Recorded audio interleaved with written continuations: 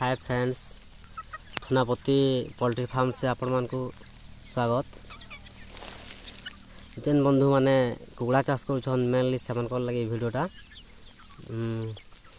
ठंडा दिन रे केनता करी कुकुड़ा मान कर जत्न नामा आउ कुकुड़ा मान को केनता करी ठंडा नहीं हवा से विषय रे आसन जानवा।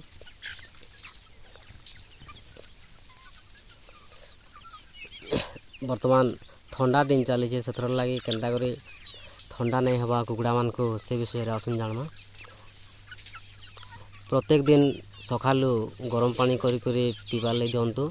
लिटरे कि 2 लिटर पानी गरम करी गोटे बाल्टीन रे ठंडा पानी रे मिसाई करी अदा लहसुन पेस्ट सेटा चुपी करी किंबा ग्राइंडर करी समान को देले ठंडा टोटाली नहीं हुए और मोटालिटी पूरा जीरो, मोटालिटी बिल्कुल भी नहीं हुए, गोटे कुकुड़ा भी नहीं मरन। संध्यारे थरे खाद्य देवार पूर्वर दे दियन आउ सकालू थरे गरम पानी करी अदा लहसुन पेस्ट मिसे करी बाल्टीने पानी रे दियन से को बहुत सुस्थ रहे, सबल रहे और मोटालिटी जीरो है पूरा बहुत बढ़िया बढ़े भी।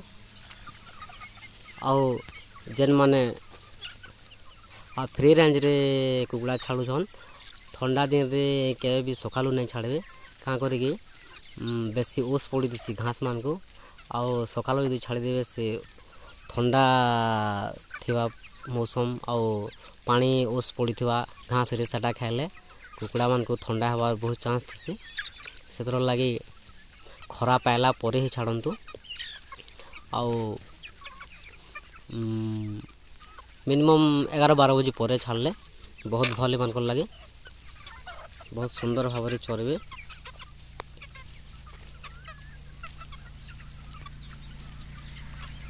आउ जदि बेसी जदि ठंडा जदि हो जाऊे केन कुकुड़ा के भी तो सेटा के एक्स्ट्रा आनी पकन आउ से कुकुड़ा मान को एक्स्ट्रा रखिक 1 लिटर पानी रे एनरॉक्स एंटीबायोटिक 1 ml देकरी से मान को एक्स्ट्रा दियन पीबार लगी। जदि सब कुकुड़ा के पीबार लगी देमा ताहेले कुकुड़ा मान वेट बढ़ी नहीं पारे कमी आसी। तो जान जान मान को ठंडा होचे से मान को दन बेसी जदि ठंडा हवा आउ अदा लहसुन पेस्ट जदि प्रत्येक दिन सकालू एवं संध्यारे देवे ताहेले ठंडा हबार का चांस नहीं थाए कौन सी कुकुड़ा के और से बहुत सुंदर भाव में रहे और बढ़िया बढ़े भी।